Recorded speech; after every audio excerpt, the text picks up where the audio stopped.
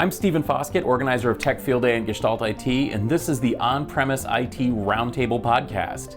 Today we're doing a special episode. We are on premises at NetApp Insight with some of the folks who were involved from the very beginning with Tech Field Day.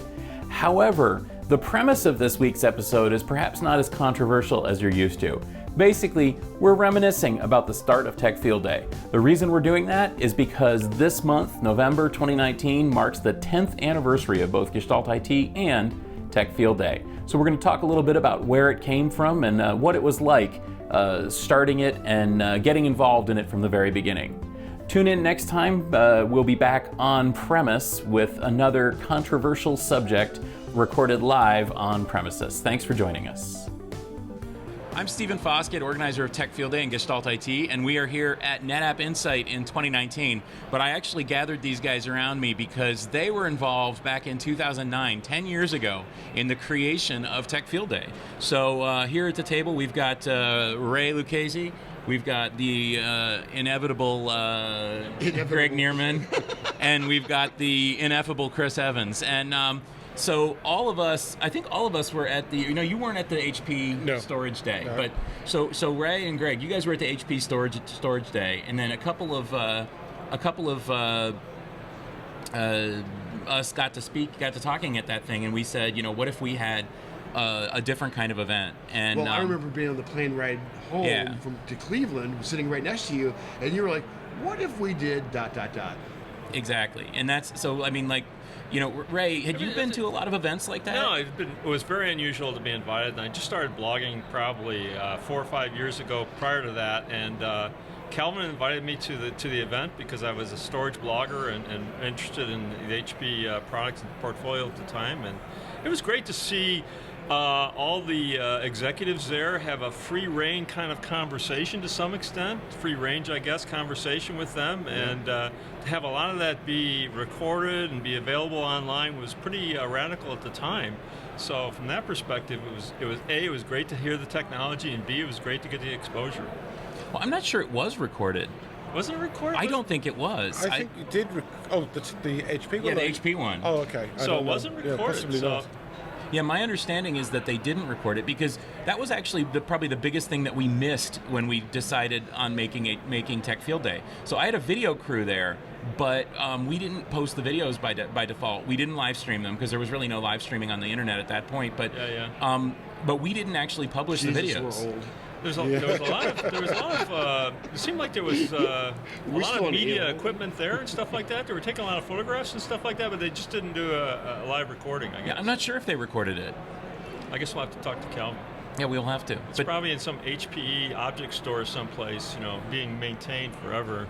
But that was like the core of our discussion, though, was that it was so. What Ray said is it was cool to have the opportunity to speak with these executives and have them recognize the importance of bloggers, right? Well, it was the very day of influencers, and I don't know, do we call ourselves influencers or were we No, called just influencers bloggers then? And we hated that name. Just Well, now we hate it more. Yeah. It's even worse. There's a stigma with that, but it was very unique in the respect of, and it was also good from a mutual networking perspective, right? Because from that perspective, you got to learn a lot about the people that are around there and who's blogging, and Calvin's trying to bring all these people together from very diverse backgrounds and diverse organizations and stuff like that. So yeah, it's been great from a networking perspective. And let's face it made a lot of careers too. Absolutely, and that was the thing. I mean, so there was other companies as well. Not least of which is yours. Well, that's right. Well, thanks. Yeah, that's what we were, discussing at the time was the networking aspect of it, and the fact that, the most powerful and valuable thing for me was to spend some time with all of you guys and to get to know you all really and have you all become friends and so on.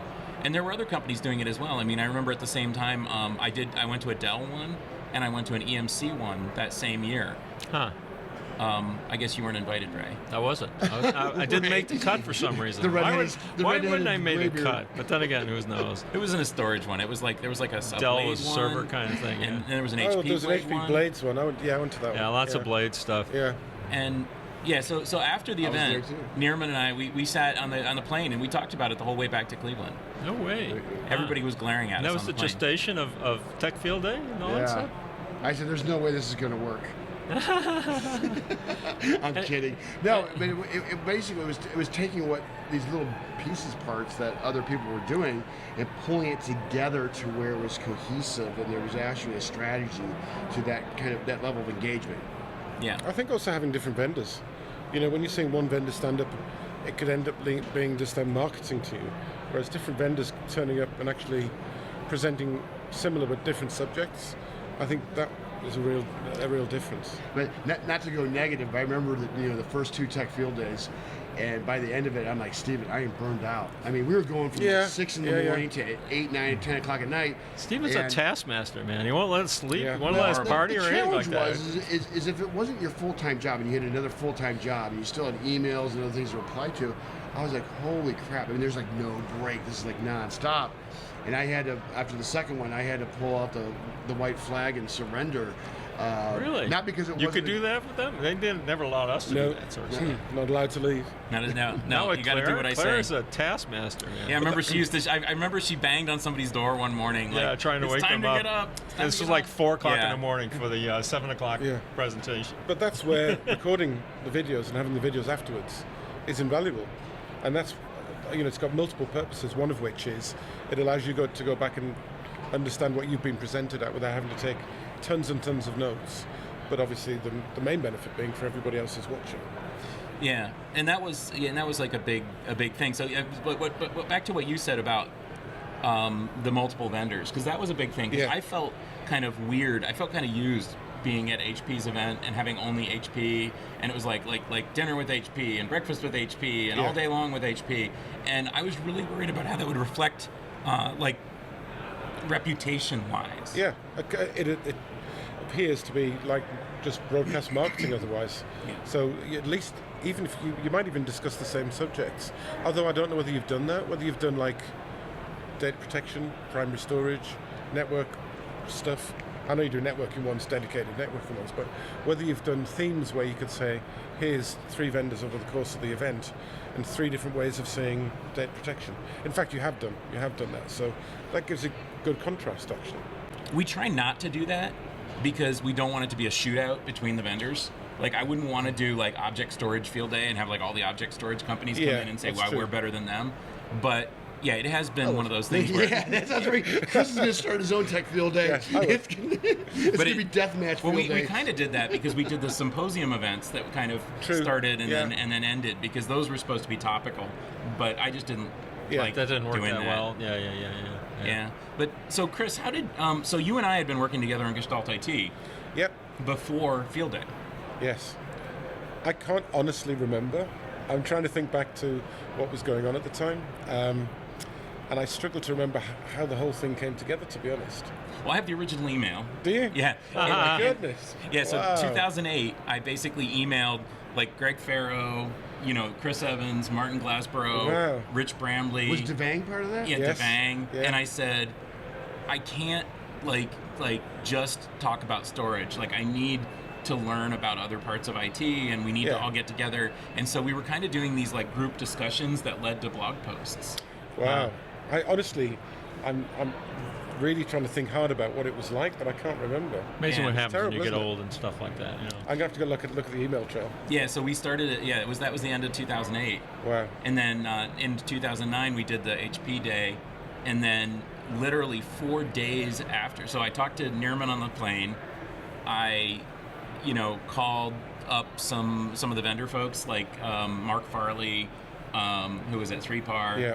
And he got Craig Nunez to buy in. I called Sean Darrington at Symantec, John Troyer, and talked to him about it. Sunshine, and Sunshine. Yep, and Georgiana, and Bava, Liz from Bava, and they all said, yeah, I think this could work. And literally 4 days after that flight, I was on John Troyer's podcast saying we're going to do this thing and it's going to be called Tech Field Day. Ah, wow. Do you remember me inviting you to it? Sort of. I've not got a very good memory like that. Yeah. It's funny because there was a lot of other events at the same time. So we had the Hitachi one, remember, in Japan, which is 2010. I didn't get to go to that. Oh, did you? Oh, well, you weren't good enough. You had your own event. Well, Robin Harris made it. Yes, he did. Yeah. So there were things happening at the time. So I think that was an exciting time because there was a number of people trying to find the right formula to make this sort of thing work. Well, it was a risk for Stephen. I mean, let's massively, cover this. yeah. I mean, I don't know what your financial outlay was up front to get this launched, but you had to be conscious of the budget to make it work. Yeah, that was the biggest thing, honestly. So I have always been a believer in sort of back of the envelope. So two rules: back of the envelope estimation and a 50% margin. And if you can do that, then everything else will fall into place, because you're always wrong about the costs. They're always bigger than you think, but hopefully they're not 50% bigger or 100%. And so, so I was wrong about the Tech Field Day. So the total outlay for that was more than my annual take-home salary. Whoa. Oh, wow. And I For put the the first whole Tech thing on Field my Day? Amex card. Wow. No kidding. And Wow. so that I'm could have impressed. been very bad for me. So incidentally, I'm never employing you as a consultant. Excellent. If your intention is to put 50% margin in everything, I'm Yep. not- Oh, well. Well, because I always underestimate how much things are going to yeah, cost. it's Yeah, true. yeah. It's Yeah. very, very difficult, and there are unexpected things that come For up. Stephen, it's not margin, it's buffer. Yeah, it's buffer. It's more like Until you've buffer. run a number of events, you're not going to know how that's going to pan out. So Yeah. I do the you've same got to thing start with somewhere. development schedules, quite frankly. It's roughly, it's got to be a 50% buffer or we're not even trying Yeah. it. Well, Because Mr. Scott's typically, rule was it's a always factor of late. 4. Yeah. So, Yeah. yeah. So, Because that way you're 50% under. something like that. Yeah. So in fact, I missed the first Tech Field Day presentation. I don't know if you guys even know this, but the whole time you guys were listening to VMware and Supermicro, You trying to get an extension on your I was credit in the card? parking lot on the phone with the bank manager and the credit card. No. Wow. No kidding. I'm impressed. Yep. Wow. But then the other thing that happened is just after I arranged it so that the hotel bill wouldn't bounce, I got a call from the folks at EMC. And it wasn't Stu. I think it was actually Chuck who called me and Chuck said, Hall. "This is awesome. When's the next one?" You're like, I need a PO now. And I said, April. And then I went in and I told Claire, I said, "Guess what we're doing in April?" And she said, "What?" And it's in Boston. She's like, "What?" Yeah. But that's how it started. Yeah. That's great. That's great. But So it- when did you start live streaming and all that stuff? How did that play out? Yeah, well, that was actually kind of a funny story. It was actually Jen Huber at Networking Field Day 1. She brought along a webcam, and she was live streaming it. Like, she just set a webcam on the table in front of us and was No way. live streaming it herself to some service. I don't even know what it was. And because she's like, "Hey, can I do this?" I'm like, "Sure, no problem." And a bunch of people were watching. And we were like, "Oh, Steve was like, I can monetize that's an that. idea." No, well, the funny thing about the video too is that I thought I could monetize it because I was going to sell it as an upsell. Yeah. That's where the profit was going to come from. So I was going to basically run the event at cost, and then I was going to make a profit based on having the companies come back and say, "Yeah, we'll buy the video of that." But the companies all said, "Why should I buy a video of my own presentation?" Right. And so what we did was we jacked up the price of the event Yeah, to cover the cost. to cover the cost. And say, and you get a video. And you get a free video. Yeah. Exactly. And from then on we did the free video, and then we added the live streaming, and now that's like the big thing. Like, people come up to me, like somebody came up to me here at NetApp Insight and was like, "Hey, I know you from Tech Field Day," and I'm like, "I don't know you from Adam," but that was really cool to have people recognize us. And I know you guys have gotten that sometimes Oh too. God, yeah, It's- I've been in many shows. Even at this one, there are people who've come up and said, that the Pure one, were you there when that happened? No. The guy came up and said, "I love what you do," and then he walked off. And then Ken said to me, "Can I have your autograph?" I won't say what I said to him, Yeah.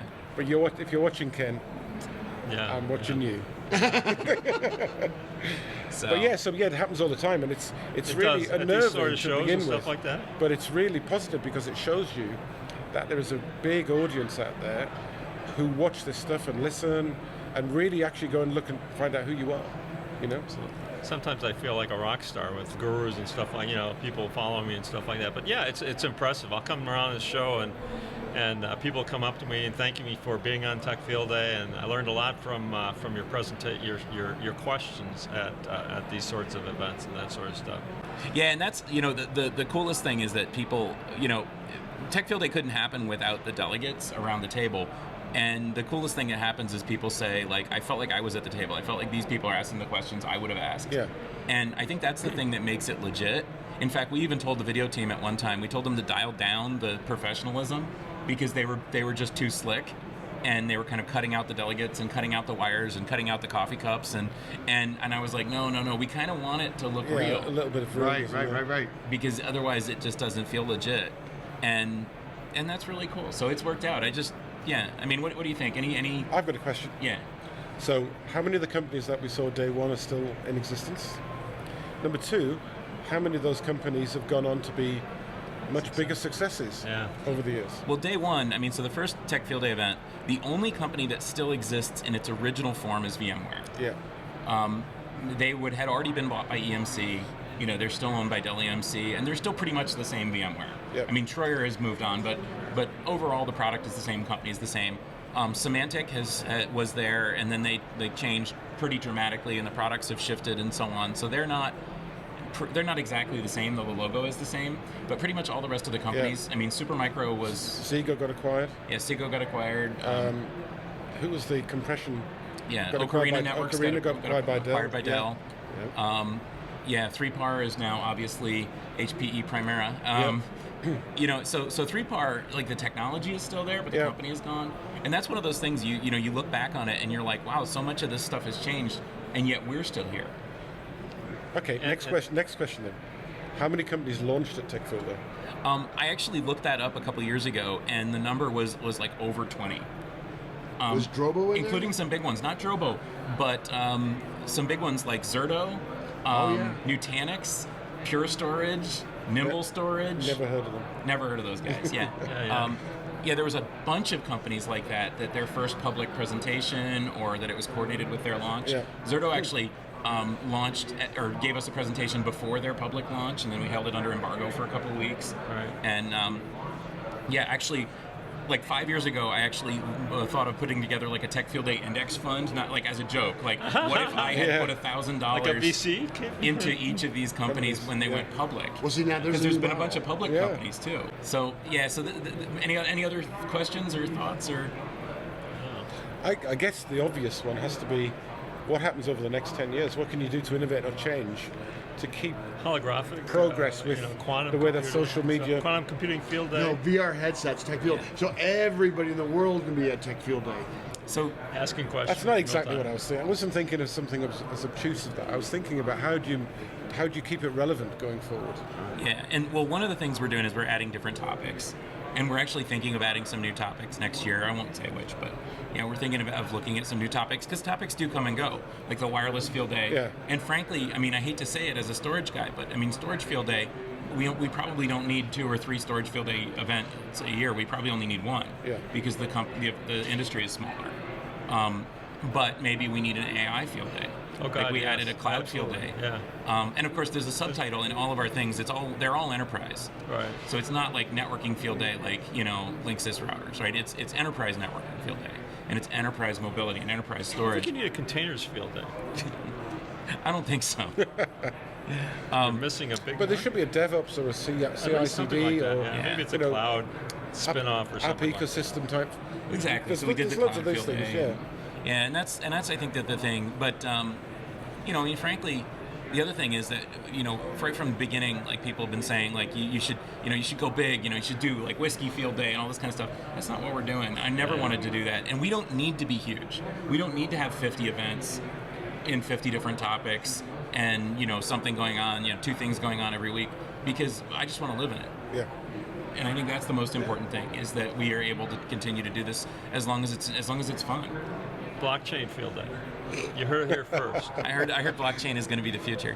Well, thank you guys. It was really Tech Field Day couldn't have happened without folks like yourselves. I mean, Ray, I'm sorry I didn't bring you to the first one. I didn't make the cut. I guess don't you know didn't what make I did wrong. And Greg, I miss you. I wish you could be. Why don't you quit or get The funny fired? thing is that both live in the greater Cleveland area, and we never have seen each other in the Cleveland area. Except at the airport. Maybe. Yeah. Yeah, or on the plane. Literally on the plane. Yes. I see Greg. So he's behind the scenes now, though, rather than being up front as a delegate, he's behind the scenes occasionally. Yeah, absolutely. Back there. And Chris, thanks for being part of it all these years. I've enjoyed it. It's been great. Anyway, thanks a lot, guys, and it's great that we could sit down here at. No, thank you. Yeah, thanks a lot for having us. Thank you, thank you to your Amex card. Yes, thank you, making Mike. it all And possible. thank you, Amex, for funding this whole thing. The On-Premise IT Roundtable is once again brought to you by Gestalt IT, home to IT coverage from across the enterprise. Make sure to follow us on Twitter at Gestalt IT and at facebook.com/Gestalt IT. Very original. The On-Premise IT Roundtable is produced by Rich Straffolino. That's me! Until next time, from all of us here at Gestalt IT, have a super sparkly day.